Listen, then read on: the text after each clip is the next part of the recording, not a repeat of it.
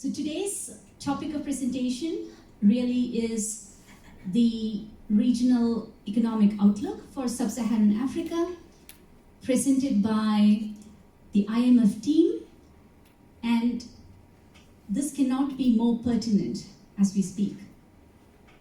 We are coming out of the economic fallout of COVID pandemic and have been hit by the double whammy of the economic fallout of Russian invasion of Ukraine. We say the suffering caused through the conflict is not confined to the region of conflict itself. The biggest victims of the fallout have been the poorest, and the poorest, as you know, globally is concentrated in Africa, and Sub-Saharan Africa in particular. So it's not just the marginalized who are going to feel the consequences of these global events, but everyone in the continent is going to be feeling the pressures of food price increase, fuel increase, and of course, the spillovers resulting from it. And the concerns go beyond in terms of the fiscal health of the various economies and the social and political stability implications arising from these. So to hear more in detail on these matters, we have with here presenters from IMF. The key presenter is Mr. Papa Injaye. Mr. Papa Injaye is the Assistant Director in the IMF African Department. He's also currently the Mission Chief for Botswana. Prior to this, he has held key positions as the head of the Regional Studies Division of the African Department. He has been the Deputy Division Chief in the Strategy, Policy and Review Department. He has also worked in the IMF desks of China, Japan, and Malaysia. He studied at Sorbonne University, specializing in macroeconomics and econometrics, and taught macroeconomics at Dauphine University. Mr. Injaye has published on topics related to monetary and fiscal policy, asset prices, macroprudential policies, and rebalancing growth in China. Also with us today from IMF to give a South African focused perspective is Dr. Max Elia, International Monetary Fund resident representative in South Africa since September 2020. He has over 25 years of experience at the IMF, providing economic advice and leading various teams of IMF economists. He has worked as the IMF resident representative in various regions of the world, covering Latin America, Asia, and Africa. I saw the full country list. It was too long to actually cover now.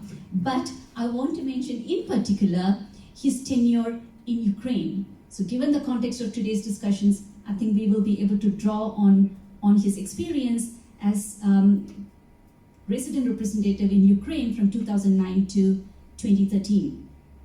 Max Elia obtained his PhD at the University of California, Los Angeles campus, and has held teaching positions at the same university as well as universities in Chile. So a warm welcome to our guest today. But before I hand over the floor to the key speaker of the day, Mr. Papa Injaye, I would like to thank Prof. Jason Cohen for being able to be present here with us today and invite him for a few words of welcome.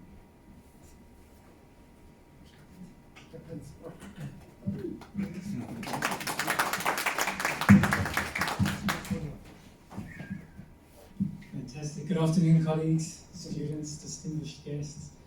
Thank you, Professor Kalamkrombo, for the introduction, for hosting us all here today. As Acting Dean of the Faculty, I'm delighted to open this afternoon's seminar on the IMF's economic outlook for the region. As Uma said, this event is particularly exciting because it's been a long time since all of our schools have come together face to face for engagements like this, so it feels somewhat like a celebration to have all of these minds in the room. This year is the university's centenary year, We're celebrating 100 years of excellence in teaching and research. We're affirming the university's place as a leading institution in Africa and in the global south. And we're recommitting ourselves as a public institution to deeper engagements with broader society on issues that affect our world. But of course, while we're celebrating our own centenary, we're doing so at a time of great global uncertainty, and our sub-Saharan African region faces great challenges.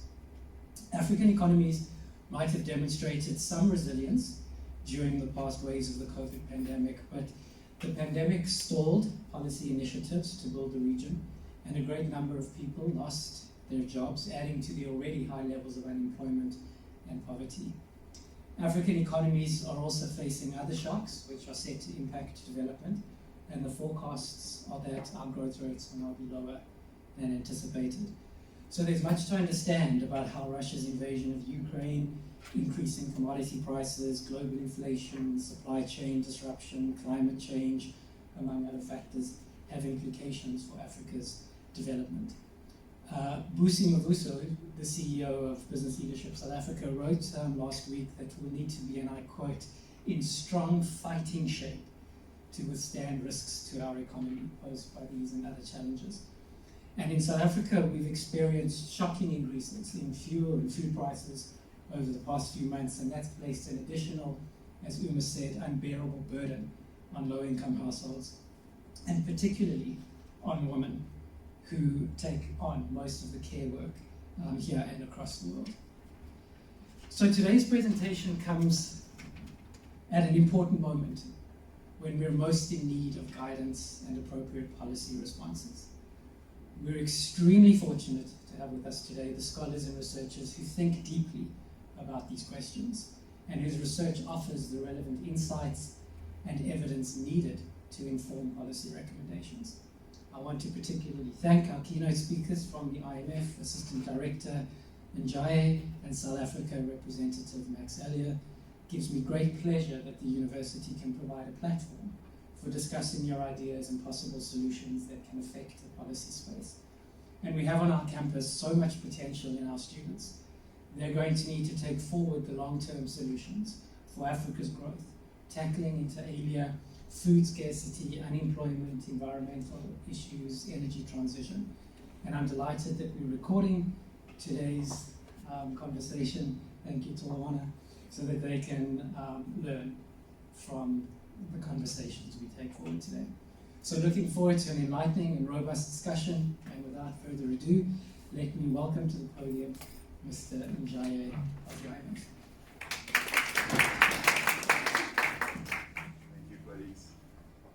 Good afternoon, everybody. It's a pleasure to be here today. This is my first time in South Africa. It's a beautiful country, and I was telling Professor Uma earlier that the food is fantastic, so definitely come back. The presentation today is,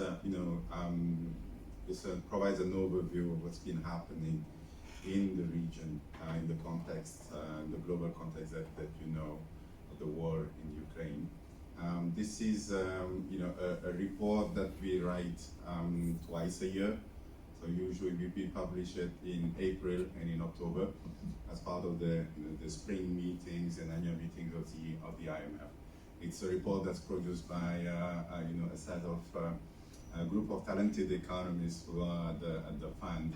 It takes them 3 to 4 months to write it usually, and as you can imagine, given that time lag, we were just about, to put out a draft when the war in Ukraine hit.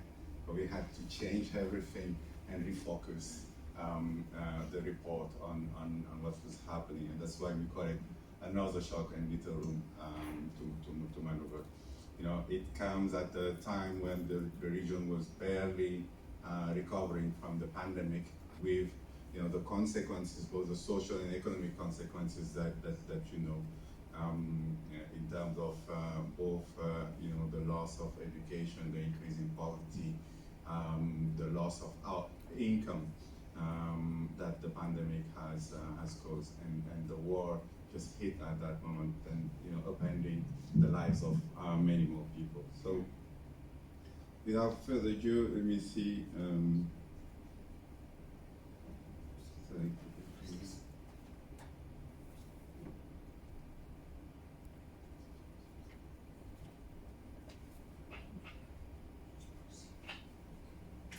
Yeah. Okay, so the today's talk will touch on 3 or 4 issues. One is the main channels through which the war in Ukraine has impacted the region and how it has changed the outlook for Sub-Saharan Africa.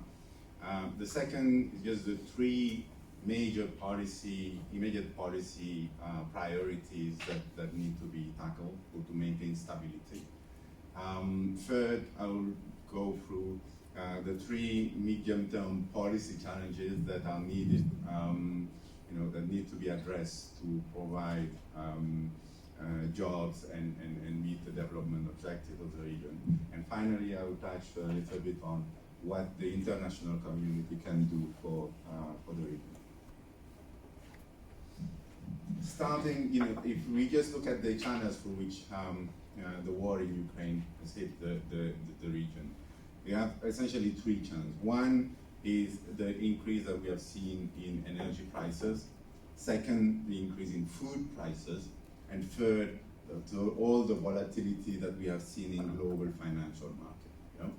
And these channels are, the impact of the war is particularly worrisome. Why? Because, it is a region that doesn't have much room to maneuver.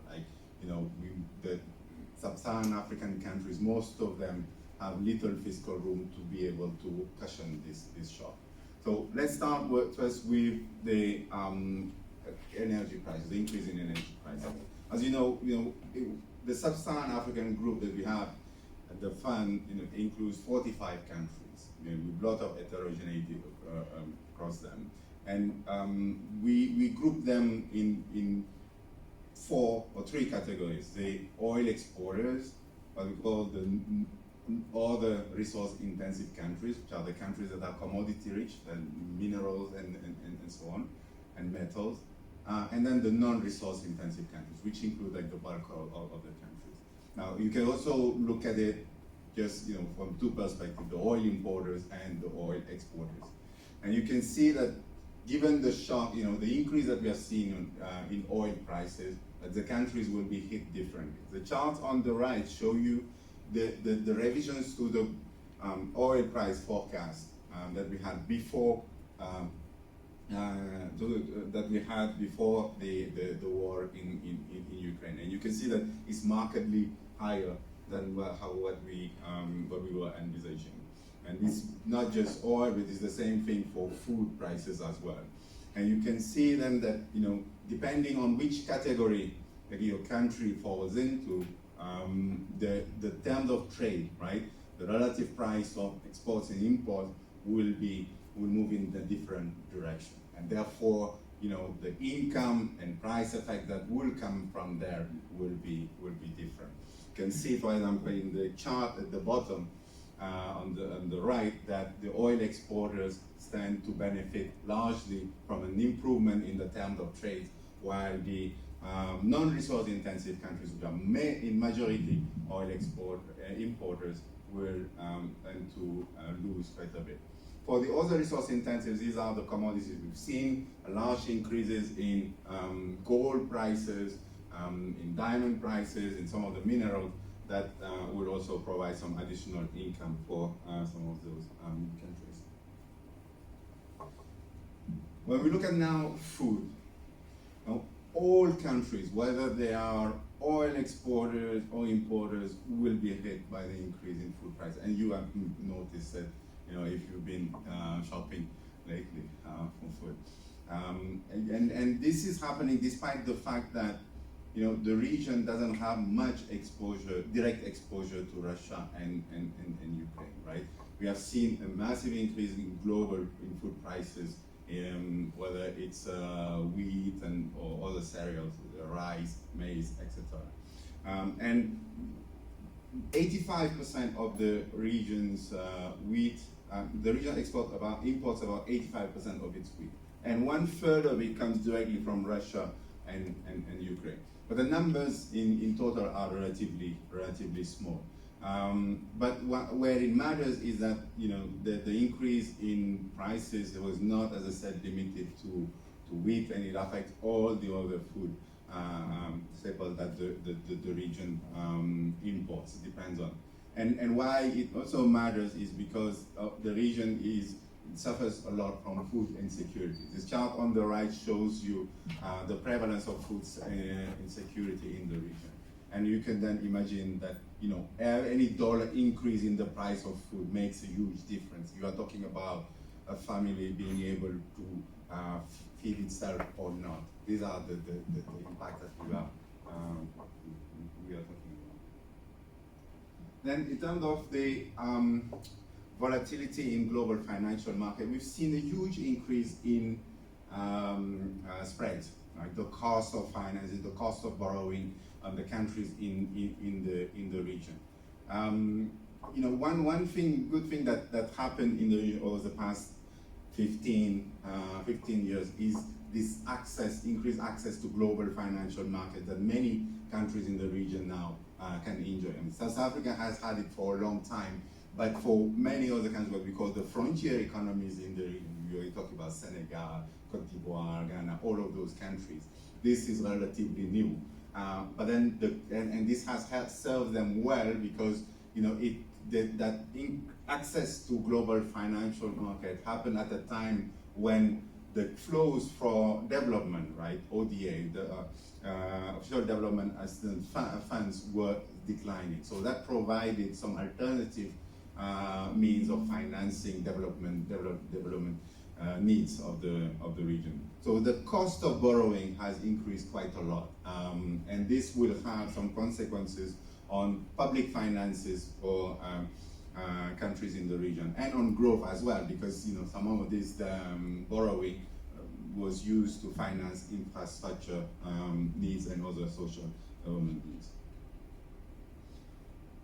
Turning now to let's see the outlook and see how the impact, how the war in Ukraine has impacted the region. We will see that when you look at the outlook, we have revised the projection, the growth forecast for many of the subcategories of the countries in the region. The tourism-dependent countries, so these are the Seychelles, Mauritius, etc. The non-resource intensive countries, which is the bulk of the countries in the region, and includes, let's say, the Senegals, Niger, Malis, and so on. And the oil exporters, which, as I said, have seen stand to benefit from higher terms of trade, and for them the outlook has improved significantly. Overall, the region's growth is expected to be at 3.8% this year in 2022. That's exactly what we were forecasting 6 months ago, but this masks a loss of momentum that happened in 2021. And why I say that is because when you look at the outturn for growth of Sub-Saharan Africa in 2021, the region posted a 4.4% growth. And at the time, we were forecasting growth to come out at 3.8 percentage points. So it's 0.6 or 0.7%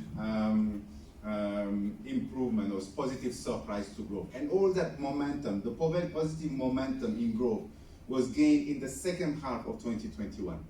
And what you can see now is that all that momentum is lost, right? What the war in Ukraine has done is to stop that momentum, the carryover that we would have, the region would have enjoyed without this war in Ukraine.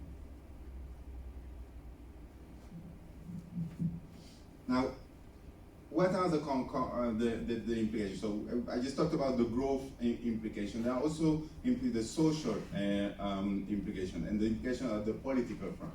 One issue that we have, that's been happening recently is a massive increase in political instability, in conflicts. The chart on the right shows almost, incidence of conflicts in the region. And you can see that the incidence has almost doubled to 1/3 over the past 10 years. And this really, it's a reversal of the trend that we had seen before 2000, coming out of the 1990s and so on. And all that episode of calm and stability, political stability, is now being questioned. We have seen an increase in military coups. There were 4 military coups last year. There were like 2 coup attempts, and you have a lot of insecurity, particularly in the Sahel region. And these conflicts have huge costs. I mean, not just the human costs, the devastating human costs that it has, but economically it's very costly. So we had a chapter, an analytical chapter in the Regional Economic Outlook for April 2019 that studied this, that looked at the economic implication of this conflict. And you can see still on the chart on the right, this blue line, that the orange line that shows you the output loss, the GDP loss that's due to conflict. And in the 2020s, the estimate is at 1.2% of the whole region's GDP. I mean, the region's GDP is 1.8 trillion, so you are talking about something around 20 billion just lost just right there because of these conflicts. And these are losses that last for a long time, because that's the study that I referred to show that even 5 to 7 years, output remains way below the pre-war or pre-conflict projections.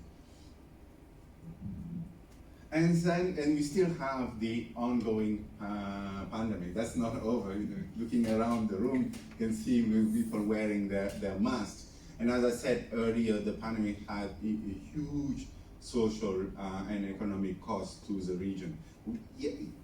When you read out there, people compare it to the impact of the pandemic in advanced economies and so on. And the numbers are of course smaller if you look at the decline in output.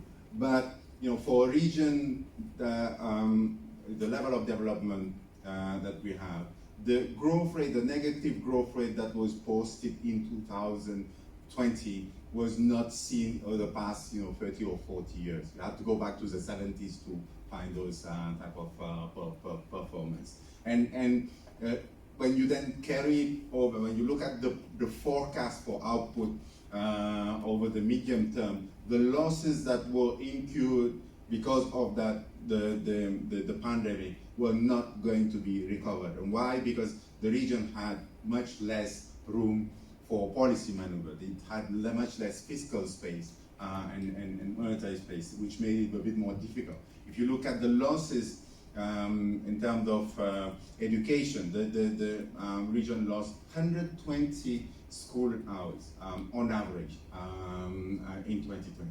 And that compares to about 80 for advanced economies. So, and there are studies out there that estimate or provide estimates of the effects of losses in schooling hours, and really that show that though they can entail lifetime losses in income.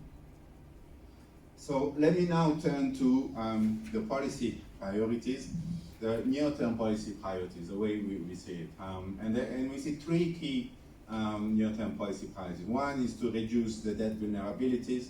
As I said, the region entered the pandemic with high, elevated debt vulnerabilities. It came out of the pandemic with even higher debt vulnerabilities, and the war in Ukraine is only going to worsen that effect. And we are looking at the trade-offs, the difficult trade-offs that central banks and monetary authorities face in terms of balancing inflation and growth, the pressure that we have, and the challenges in managing exchange rate across the region. So this chart on the left shows you the revisions to the revenue to GDP ratio, like what the taxes that governments will collect in both the non-resource intensive countries and the resource intensive countries in the region. And you can see that this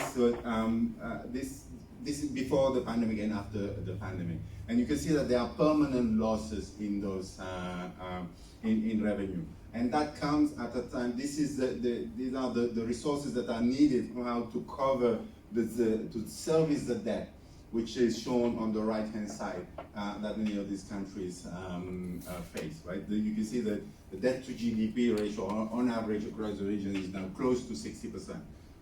And we've attended, increases in the debt service ratio for most of the countries in the region.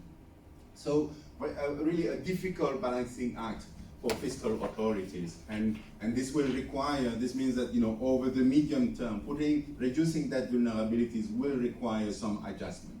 But now this adjustment, given the size of the adjustment needed to keep the debt path, to bring it back on a more sustainable level or to lower debt to GDP ratios, that adjustment will be significant in many cases.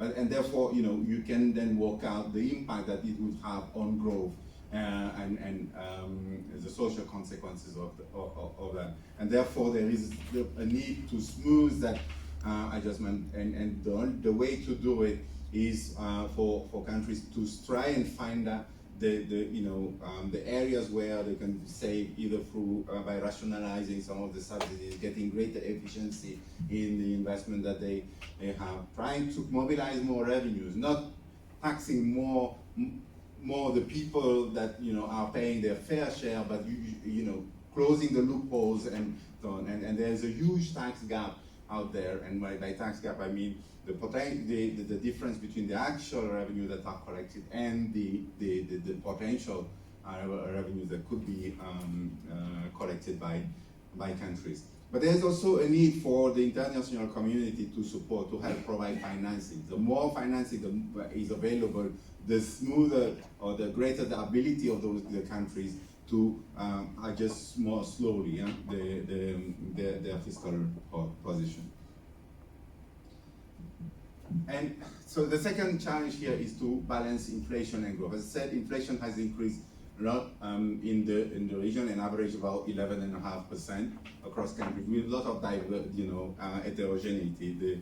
The histogram on the left just shows you how it varies across countries, and then the difference, of course, that you see as you compare countries that have a fixed exchange rate regime and countries that have a flexible exchange rate regime. Because one effect of the war in Ukraine has been to impose pressure on exchange rate that depreciate and therefore increase inflation pressure across countries. And this comes at a time when you look at what's happening in advanced economies, and as you've been following the discussion, for example, at the Fed, where in the United States, where inflation reached 8%, something we haven't seen in how many years, 40 years or so. You have to go back to the 80s to find those numbers. The Fed now tends to accelerate the pace of tightening monetary policy, and that will have consequences on growth in the region. And therefore, for central banks in the region, which typically face this trade-off between inflation and growth, then they will be in a much tougher bind, because they will face higher inflation, weaker growth, and their action will add to will have implication in terms of growth. Yeah. The third challenge here, and I alluded to it earlier, is to manage the exchange rate pressure that countries have been facing since actually the pandemic. But the chart on the left shows you the depreciation of exchange rates across country groupings, whether it's in non-resource intensive countries, other resource intensive countries, or oil exporters. But then the pressure on oil exporting countries has, of course, reverted recently with the improvement in the terms of trade.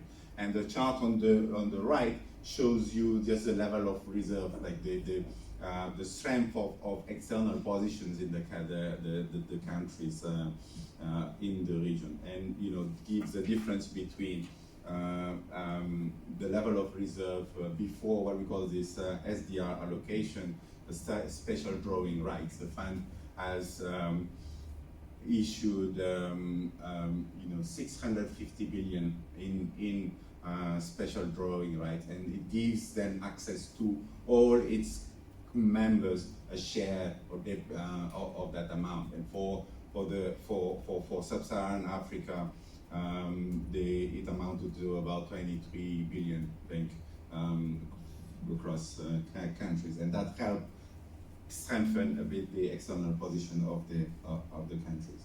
Let me now quickly turn to the medium-term challenges, policy challenges as we see in this. These are the policies that are needed to create the jobs and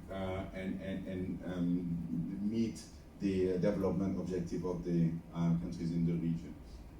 One is really to address the climate crisis, and when you look at the countries and the endowment of the countries in terms of mineral and renewable energy, really there is a huge opportunity for countries to capitalize on that, and there's a need for them then to invest in it. And why? This is not just because the trends are not great, but it's also because of what the region has been living every year. This is one of the regions that's hardest hit by weather shocks, and every time you have devastating consequences because of the high dependence on agriculture,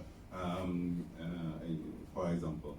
So, but this will take, this will require funds, and will require money. It will require a transfer of technology from advanced economies to the region, and this is why we've been calling for this green transition to be also a just transition, that the countries be help in this transition. Not the least because they have very little fiscal room, as I mentioned earlier. The second issue that we think is really the need for promoting diversification. I haven't shown this chart, but when you look at the country groupings, the resource-intensive countries and the non-resource-intensive countries, one major difference between those two country groupings is in terms of growth performance. So in terms of the level of growth performance, so don't confuse it with what I just talked about in terms of the impact of the war in Ukraine. But just if you look at the absolute level of growth in those countries, two country groupings, you see a massive difference. The resource-intensive countries have, on average, grown at about 3%. And when you look at the non-resource-intensive countries, you're talking about 6%. In some of the resource-intensive countries, if you translate it in growth per capita, and look at the projections that we put out, you are seeing that either no improvement in per capita income over the next 5 years, or declines in per capita income over the next 5 years. And in countries where 100 million of people and having millions and millions of young people who are going to join the labor market, those are not tenable situations. So how do you then, lift growth prospects? How do you lift the growth prospect in those countries? Is an issue, and countries will need to implement the reforms, actual reform to promote diversification, in particular in the oil exporting countries. The third issue is really to unleash the capacity of the private sector, and this could be done through the AFCFTA, right, the African Continental Free Trade Area, which provides really a huge opportunity for the region. That objective has an objective, right, to create. So you have 1.2 billion people, a market right now of 2.5. It could be about $2.5 trillion, and you then will be talking about a completely different different game for countries in the region, right? You are not talking about the small countries with 2 million people in terms of population and so on, but a huge source of demand, global demand for the countries in the region and for the global economy as well. The chart on the right just shows you that when you look at the forecast, the demographics forecast for from the UN, about half of the increase in the labor force that is in the population, yes, that is projected is going to come from the region, Sub-Saharan Africa. Incredible potential for the region. So, and then finally, just on the role of the international community, just to say that the fund really stands ready to continue to help its members. I mentioned earlier the 23 billion in SDR allocation that were provided to countries to help them cope with the pandemic. Right now there are discussions on in terms of rechanneling some of the money that countries that are wealthier and in a better position, with a better balance of payment position, to rechannel, right? You rechannel on lend that money to countries that need it, countries in the region, so that they can address their development challenges, whether it's the climate crisis or their infrastructure needs. Some of the countries in the region will need help to deal with the debt issues that they face. The G20 common framework, which defines the common, as we said, the common framework for debt operation, whether it's debt reprofiling or debt restructuring, should help in that front, but there are some implementation issues, and there's a need to make more progress on that front. I'll just stop here and pass the mic to Max. Thank you very much.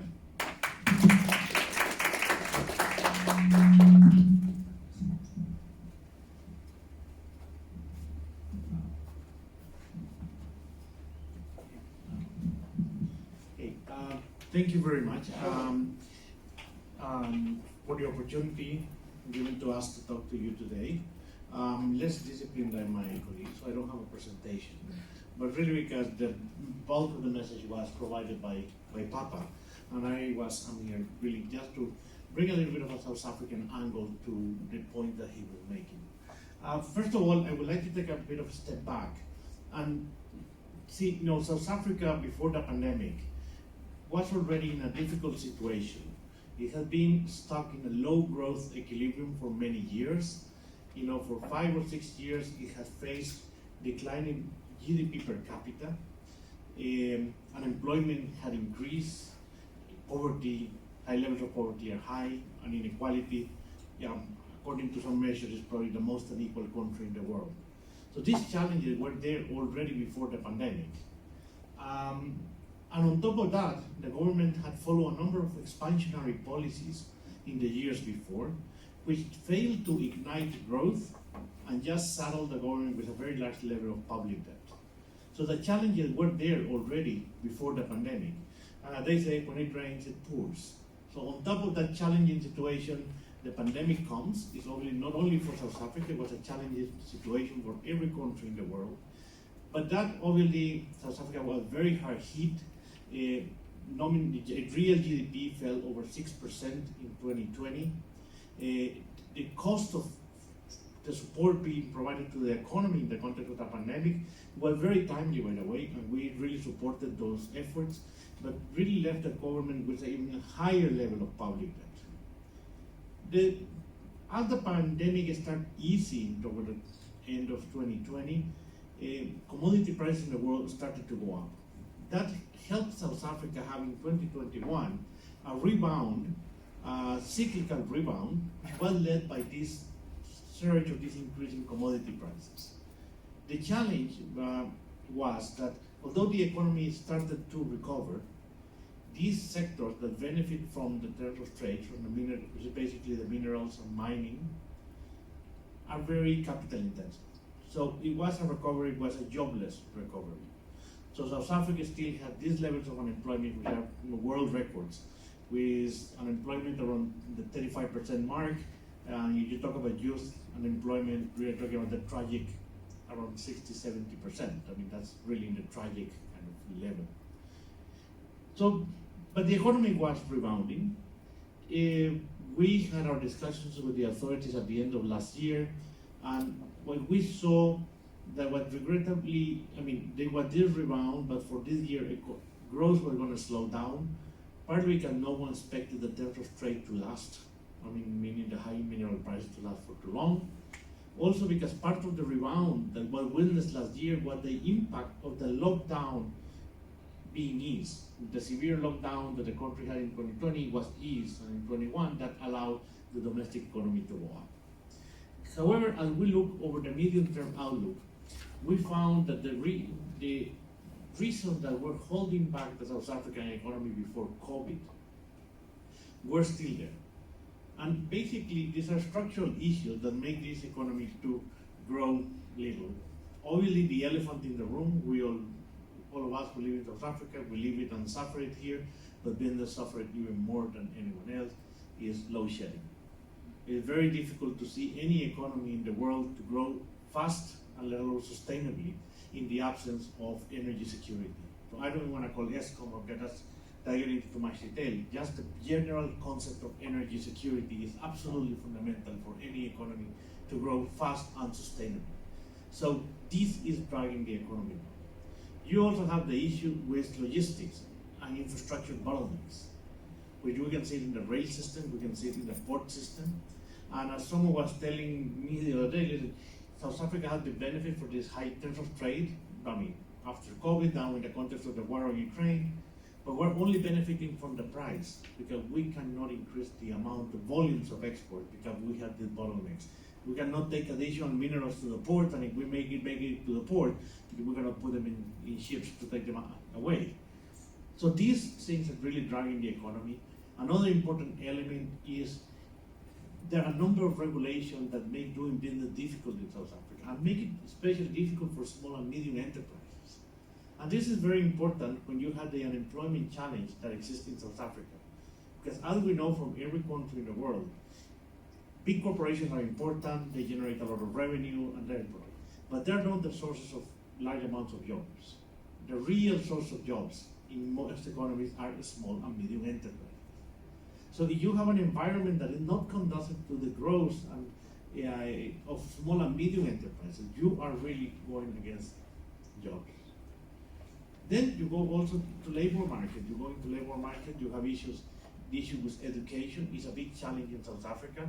The quality of education needs to improve. I mean, people in this room are very, very lucky that you have made it in the context of South Africa to make to the university. But in South Africa, not only that people don't make it because there are no money, it's the quality of the primary and secondary education is so poor that so it's not that the people, even you get the money to go to the university, they have not been prepared to go to the university. So these issues need to be addressed, obviously, because you need to create a labor force that is apt for the 21st century. You need to give skills to people to really be part of the labor market, and that way they can really earn money. I mean, salaries and a living. And then also there's issues with the wage bargaining schemes in South Africa, where they're very similar to the one that you find in Southern Europe. And if you look at Europe, it is the countries in Southern Europe, like Spain and Greece, the one with the highest unemployment. So there's some issues that need to be thought to see why the economy was being dragged. But as I was saying, as we looked, nothing has changed after the pandemic to the situation before the pandemic. So the outlook, medium-term outlook, remained challenging. Now the war in Ukraine came, and this is many of the channels that Papa was explaining were very present for Ukraine. If we go for South Africa, obviously one in the terms of trade. On that particular one, South Africa has been on the winning end because the increase in metal prices that South Africa export had more than offset the impact of the higher oil prices, this from a terms of trade point of view, from the import point of view. And South Africa is not a major importer or exporter of food. So from a trade point of view, international trade point of view, South Africa has somewhat benefited because of the improvement in the metal prices.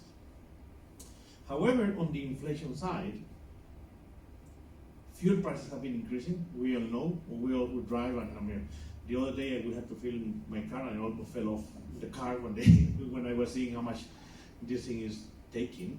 And food prices are also going up. South Africa, again, it has benefited partly because we had so much rain this year, so the crops have been beneficial, but the cereal prices have gone up. These are commodities, so they have taken, and this situation may get worse going forward, because part of the problem with food is not just only the production of maize and wheat in Ukraine and Russia, it's fertilizers. So a lot of the impact on food prices have not been felt yet. It will be felt as you go into the next season, because fertilizers will be way more expensive than they were for the current crops that were taken. So that's it. Then the other channel, because of these things, we saw that impact on growth in South Africa was kind of balanced, at least in the short term. You had on the positive side, on the trade side.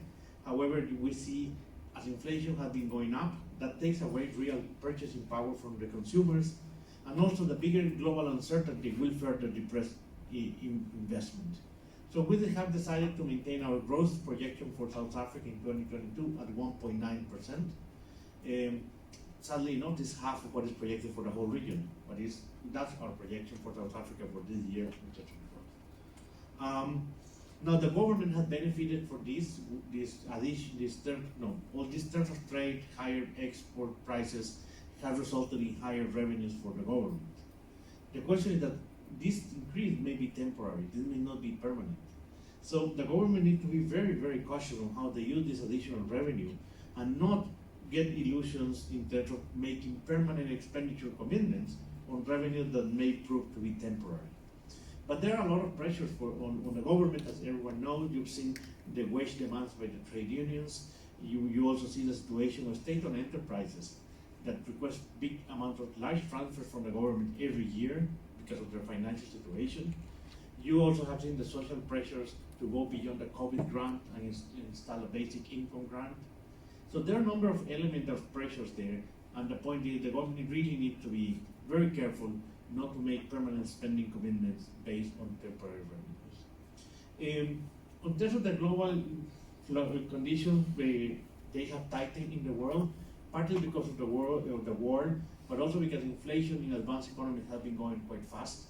So you see the Federal Reserve has already tightened in monetary policy. The European Central Bank is expected to start tightening sometime toward the end of this year, and this will have an impact on all countries in the world. So there are a number of challenges being faced. More idiosyncratic to South Africa.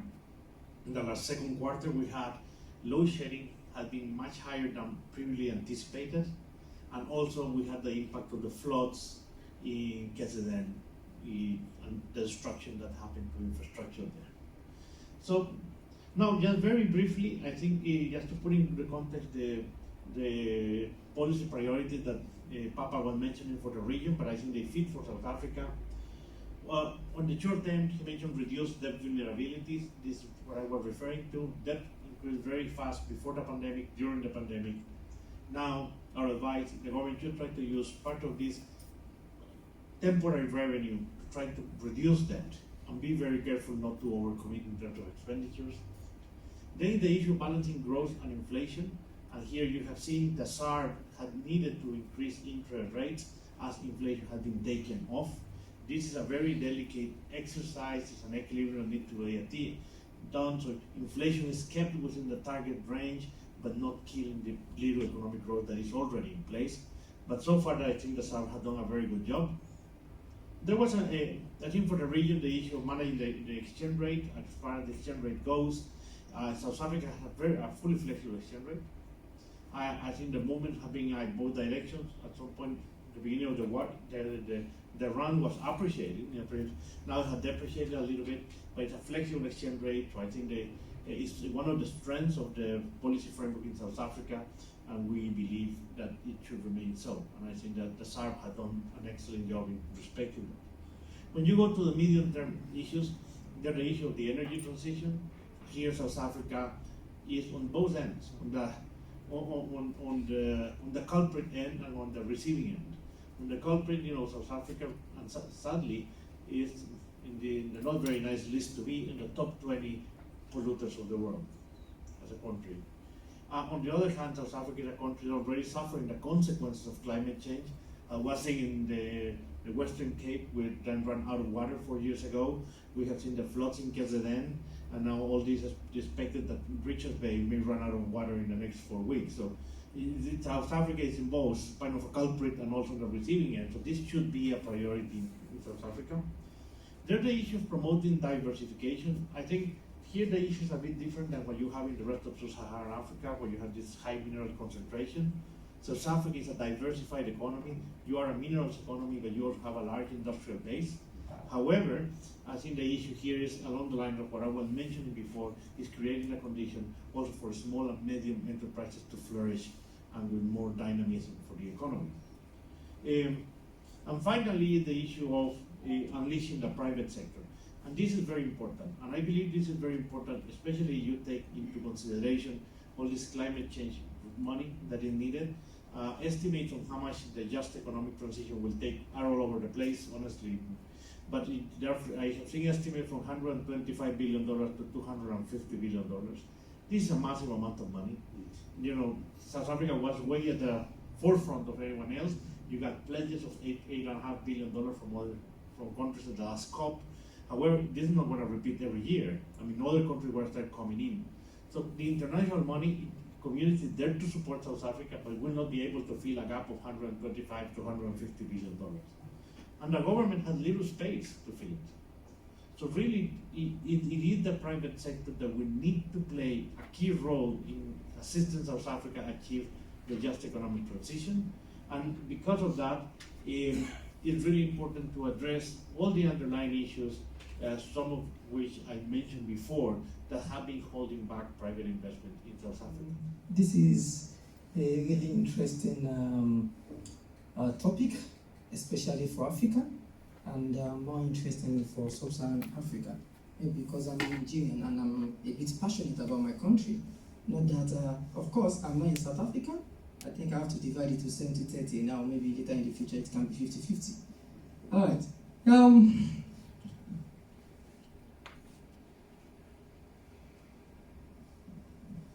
The report actually focuses on 3 major areas.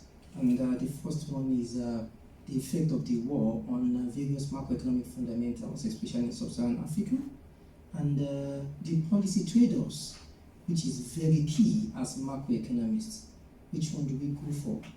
For example, in terms of inflation and growth, which one comes first? Which one is our first order? Which one is our second order? And we also want to discuss what are the plans for Sub-Saharan African countries after this crisis. And we know that the caption of the report is a new shock. And when I saw it, a new shock, what came to my mind was what happened in 2008. And I quickly tried to compare 2008 to this present moment, this Russia-Ukraine war.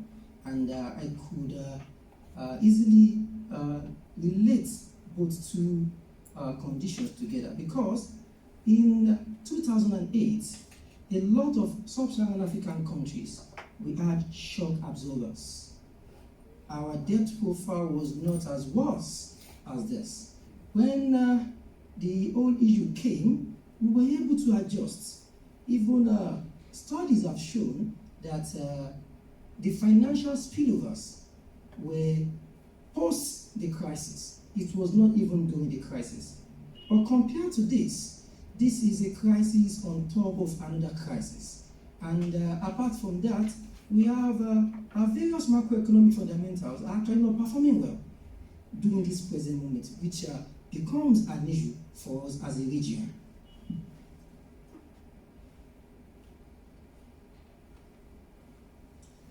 Yeah, the invasion has actually triggered a lot of economic shock. And more interestingly, if you look at the nature and characteristics of the Sub-Saharan African countries, you will see that we are highly dependent on wheat imports. And with large proportion of this commodity from Russia, and Ukraine. And Dr. Mars mentioned the other time, and this is an important transmission mechanism, and that has to do with the cost of fertilizers and oil prices, as well as the increase in cost of harvesting. All these are very, very important, and these have actually eroded the living standard quite a bit in many of the sub-Saharan African economies. And we can't take away the fact that the increase in oil and food prices, it has actually affected our external and fiscal balances, and it has created a lot of inflationary pressures in this region.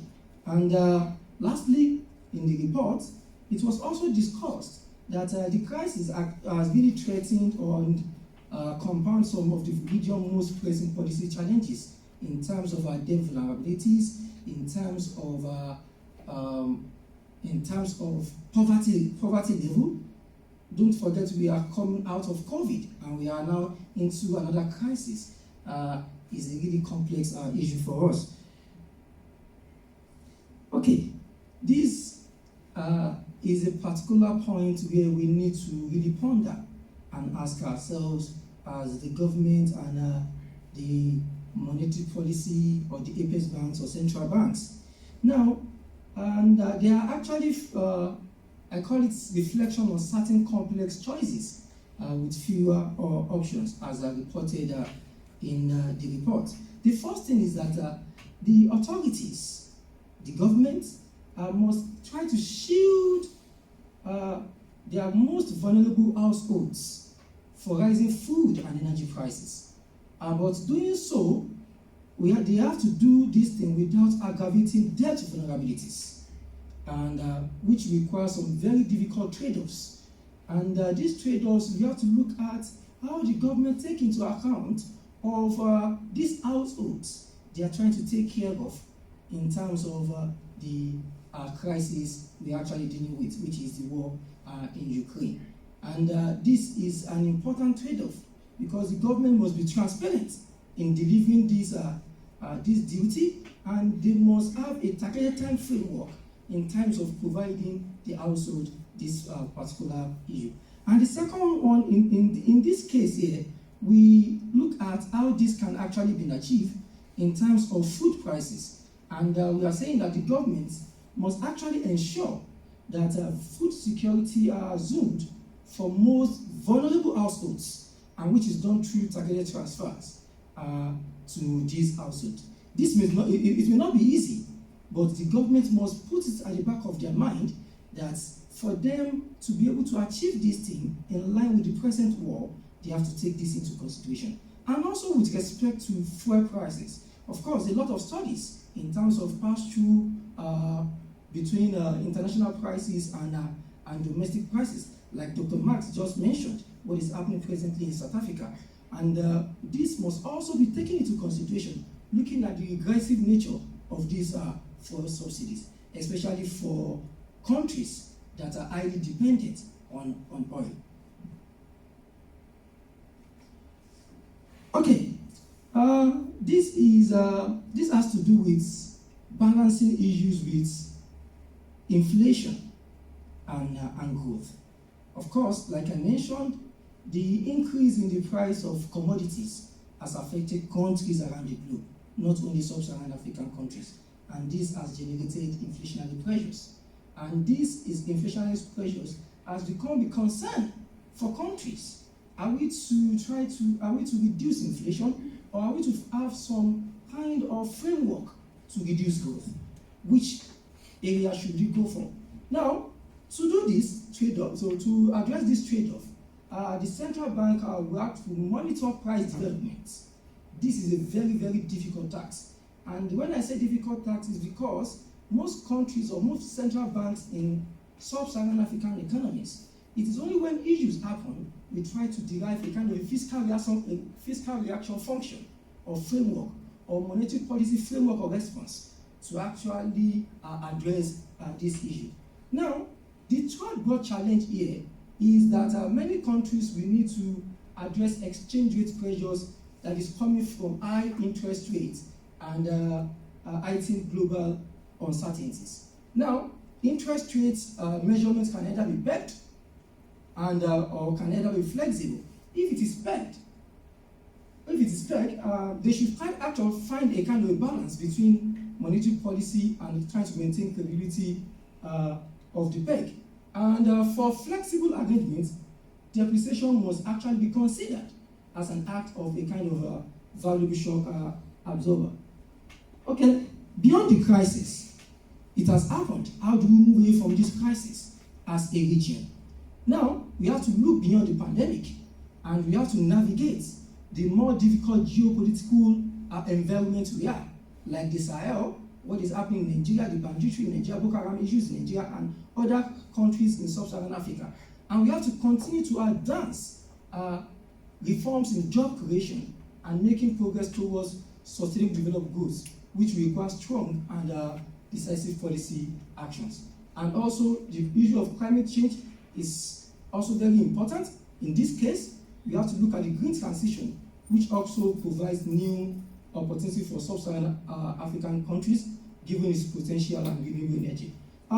Before I leave, I have some concerns, and maybe you really help me to address it.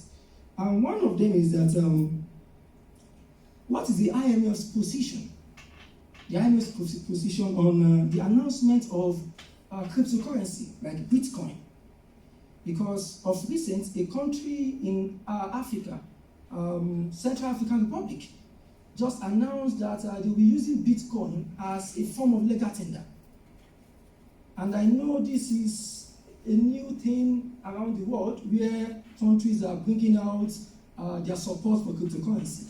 And I'm yet to see any reports from IMF regarding this issue of digital currency. What is your view concerning these particular developments by Central African Republic being part of the Sub-Saharan African country? And secondly, is that the rise in raw materials pricing, including wheat and oil, has increased inflation in Sub-Saharan Africa. What strategies could be implemented to strengthen and sustain their economies and set the foundation for sustainable growth with little foreign dependency? Because we are so much dependent on foreign economy. Looking at this structure, what can be done? And lastly, please, this has to do with South Africa. And it's a kind of concern for me. And when I look at the monetary policy framework in South Africa, I ask myself this question. And it's a bit counterintuitive.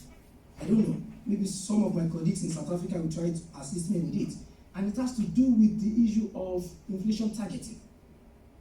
And we know South Africa is using inflation targeting as a kind of monetary policy target. And we are looking at the increase in unemployment rates on quarterly basis, monthly basis. Now, what is your view? Do you think it's actually the best way out for a country like South Africa, looking at their unemployment profile and not looking at the direction of using growth or unemployment as a kind of monetary policy target? Thank you very much. Thank you. So thank you to Uma and Jason for inviting me to this event, and it's been really good to listen to input from the IMF. Wits' 100th anniversary this year. Myself and Lunkile sitting in the front here have been at Wits for about 60 years, I think, between us. So, between us, yeah. So nice to, it's the first time we've sat in the front row. So very nice to have you all here and to be back in person. The report really comes down to telling us that Africa has got many problems and many shocks and not much money to deal with those shocks. So that is in essence what I think, and it's really interesting to see data and analysis of your own continent presented so well by the IMF. And I think we should be taking it to our students. All of our students should learn more about Africa. We spend a lot of time with American and British textbooks and analysis, but it's really good to have African data of this quality for us to look at. So the main shocks, as we've heard, is when you say there's lots of shocks and there's limited space to maneuver. It's the Russian invasion, the COVID pandemic, rising insecurity in Africa, climate change, and then the shock, the global tightening of fiscal and monetary policy space. So just to quickly, I won't spend a lot of time. Next slide here.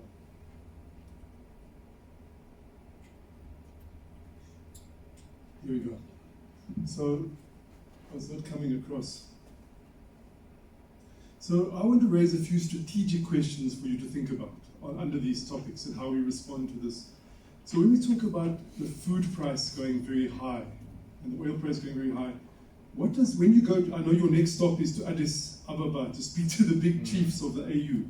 What is the strategic approach that Africa adopts to that? We obviously want to isolate the Russian invasion, and we want to be part of isolating the Russian invasion for good reasons, but not at our own expense. So what does Africa talk about? How do we put that on the agenda when we say, are our people going to starve for our principles? How does Africa put that to the front of that debate and say, yes, we will isolate Russia, we will, but we need this as a condition, that we will have money for food, we will have access to those things. We can't simply march into that crisis without raising that as a key point. When it comes to the COVID pandemic, I'm sure my colleague will put it on the screen now. You're quite right, the data shows us that African children missed 120 days of school, not hours, 120 days of school. Children in the first world missed 80 days of school on average. Now that is a big difference, and that is a big scar.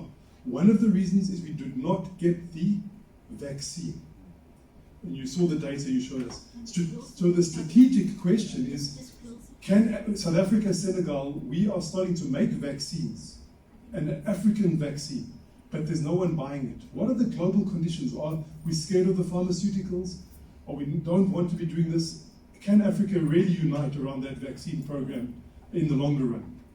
The third shock that we spoke about was the security. If you look at the data, there's a remarkable piece of data that we'll be showing on the screen shortly, where the number of people dying of war in Africa is increasing.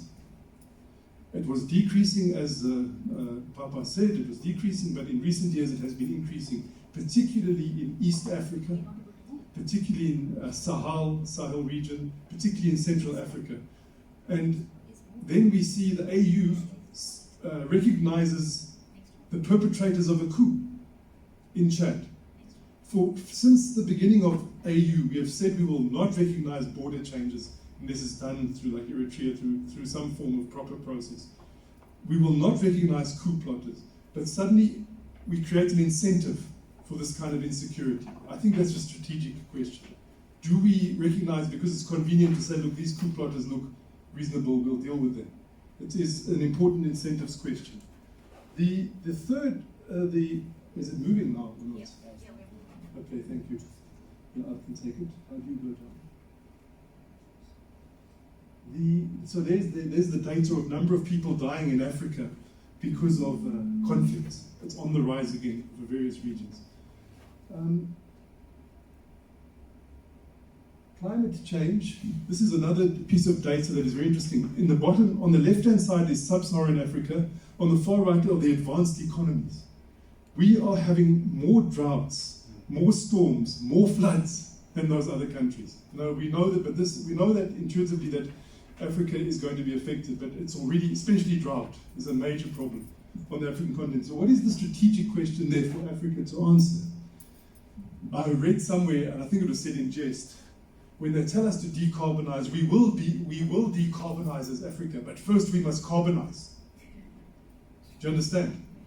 They're saying the first world caused all this problem. They carbonized, they became rich.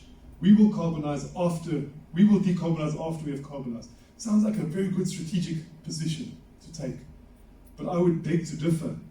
We need to look beyond what is our own strategic interest as Africa. That is the wrong strategic interest. The correct one is to go for electricity security, energy security. The cheapest route towards that is we are blessed not just with oil and gas, with wind and sun. That technology can be deployed. And just to get the strategic thinking right, because unfortunately we're getting mixed signals out of Africa on this question of how we advance this transition. And it needs to be dealt with. On the macroeconomic side, you can see we have a debt problem. 2010, this was the African debt, 2020, there's African debt. That's the limited space we're talking about. If you have debt rising in that way and all the compositions of it. Another reason for the tax revenues are less than they should be, exchange rates, etc. So finally, on the way forward, once we've answered the strategic questions around Russia and the climate change and the vaccines, I think the report raises these things well, but doesn't take it to that point. It's more political, I suppose. How do you take it to that point of saying, well, what do we do? What do we strategically do in response to that data analysis? Then the one point that is raised quite a bit is the way forward. And that's what economics is. It's good to be with economists because you look at the data and then you use your analysis to say, well, what do we do about it? What is the medium-term way out of this? So the report says there must be an ambitious reform agenda. So I think that's good. An ambitious reform agenda is always good. Promote diversification, that's industrial policy. Promote green transition correctly. Don't get stuck in the wrong approach to that, which I fear. And then it says, Ismail, it must have digital innovation, including central bank digital currencies. Where's Ismail? So that's interesting because it's saying that we must outdo Bitcoin, in a sense. Like the central banks or the central authorities must use the benefits of digital currency, but it shouldn't be run outside of the central authorities, which is a very interesting, and it's not just Africa. The world, I think, is moving in this direction. So I think you put your finger on it. And then lastly, it talks a lot about the African free trade agenda, but it's not totally strategic again. Like yes, we all pay lip service. We need African free trade. We need to promote trade. But there's some quite important strategic questions there. The road, rail, infrastructure, if you look at the map of Africa, it all goes to the sea. And from the sea, it goes to China, India, Europe. We need to have networks that are looking inward across our continent, into the country. We can't do trade if we're not trading with each other. Secondly, there should be sufficient space for like industrial production. Look, South Africa is a particular case here. We want to enter the free trade, but there are risks being the most industrialized economy. When you speak to decision makers in Pretoria, they say, well, there better be proper rules of origin. We don't want people making things in China, bringing it to Malawi and bringing it to South Africa as if it's a Malawi good. There have to be proper rules of origin to manage this integration.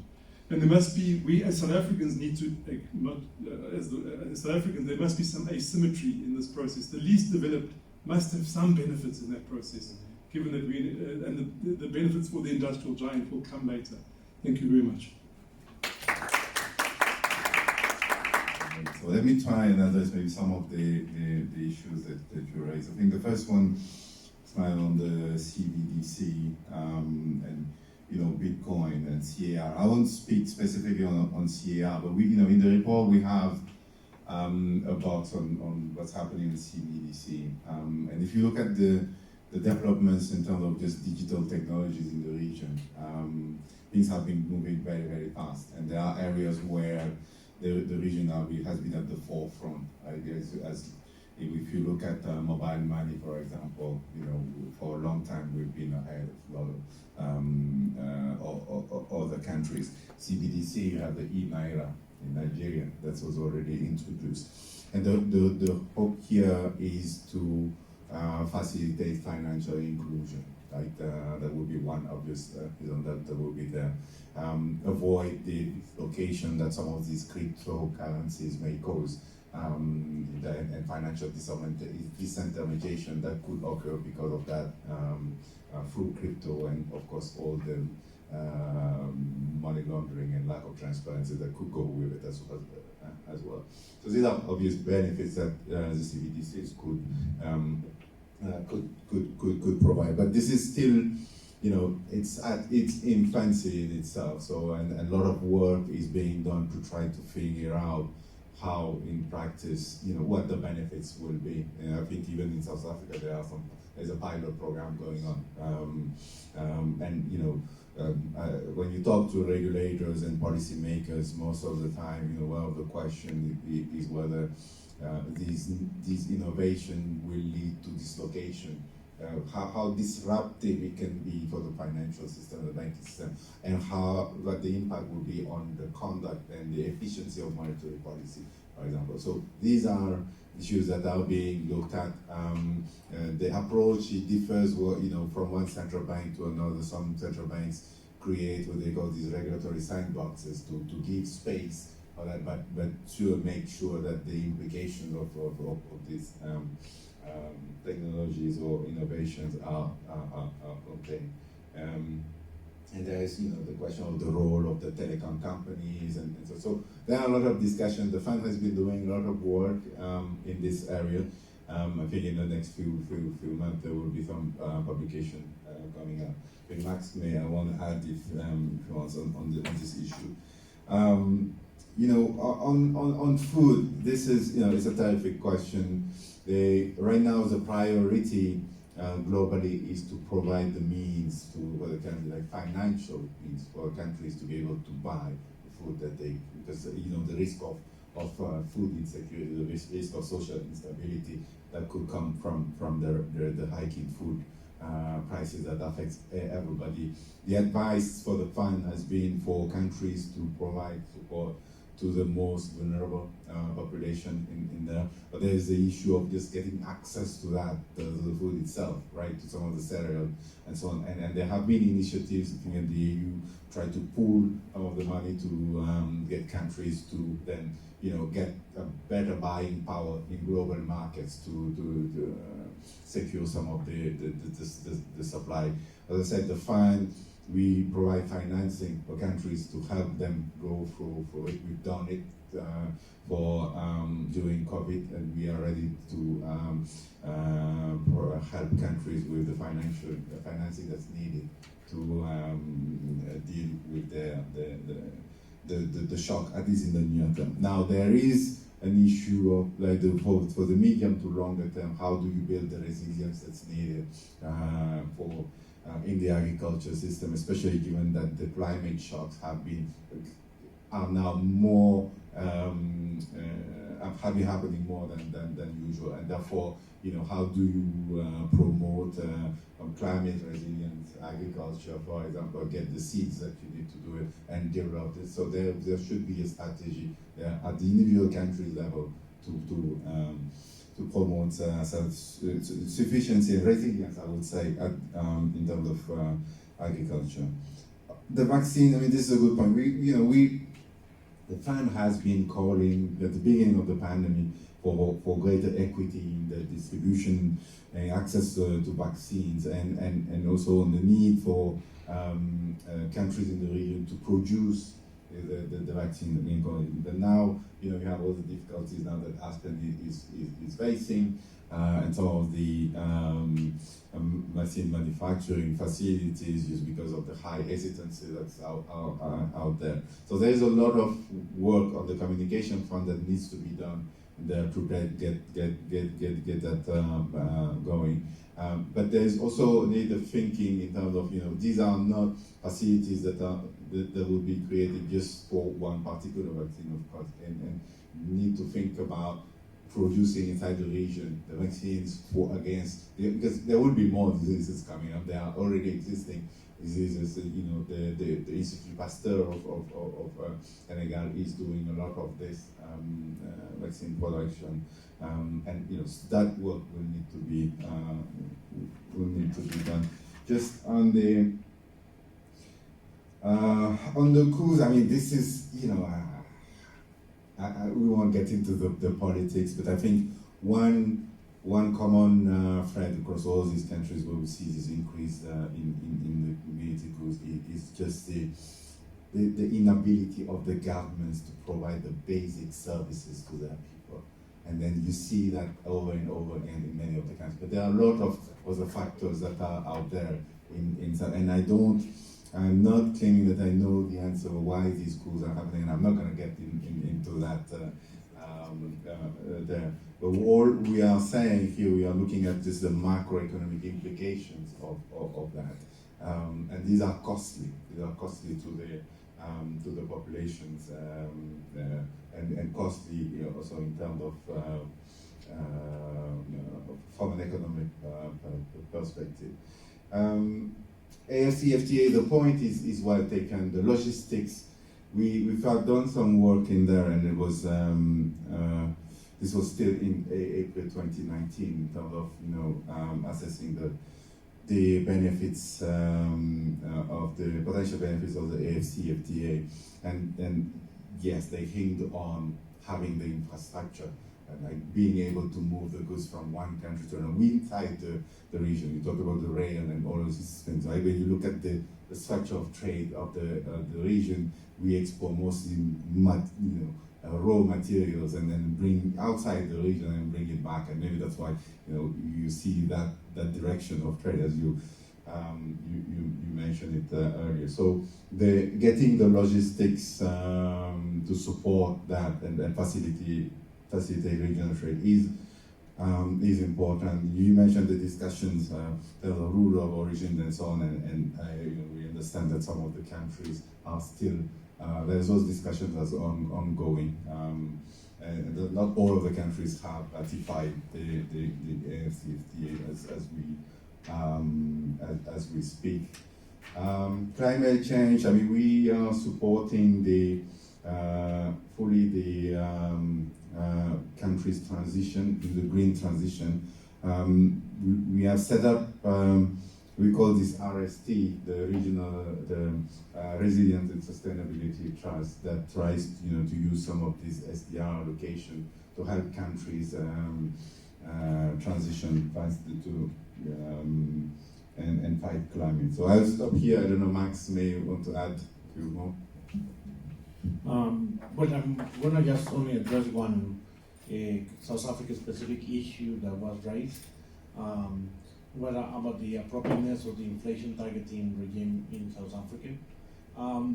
But I think that we need to start from first of all, I mean, inflation is the cruelest and most regressive tax for everyone. And it is the poor who cannot protect against inflation. They're hit massively on their income. But also you go into the middle classes that can see their savings wiped out in value with inflation. So I think any call for more inflation will never really work.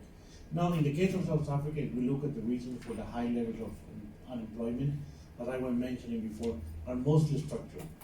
I mean, the unemployment in South Africa is not 35% because the policy rate of the SARB is 3.25 or 3.5. I mean, in the margin, is not what is leading to the massive amount of unemployment. So I think a looser monetary policy will achieve relatively little in terms of increasing employment when you have these structural issues, and then you will be castigating the population at large with high inflation. So, and also, I mean, inflation targeting is certainly at the forefront of the best way of doing monetary policies, probably in many countries. But one important element to be, because it minimizes the amount of tightening you eventually need to do to control inflation. And this is based because you establish a strong credibility. It takes a long time to do that, and not every country achieves that. But South Africa has done that. You have been one of the first emerging markets to implement inflation targeting, started over 20 years ago, and now the SARB has a very strong credibility. In the absence of this credibility, you will need not these small increases in the interest rate that you see today. You will really need to see very large increases to holding inflation. So the situation is challenging, but nonetheless, I think the framework, as a framework for monetary policy, is the best that South Africa can do, and certainly cashing in on all the investment in credibility that has been done over the last 2 decades. Thanks.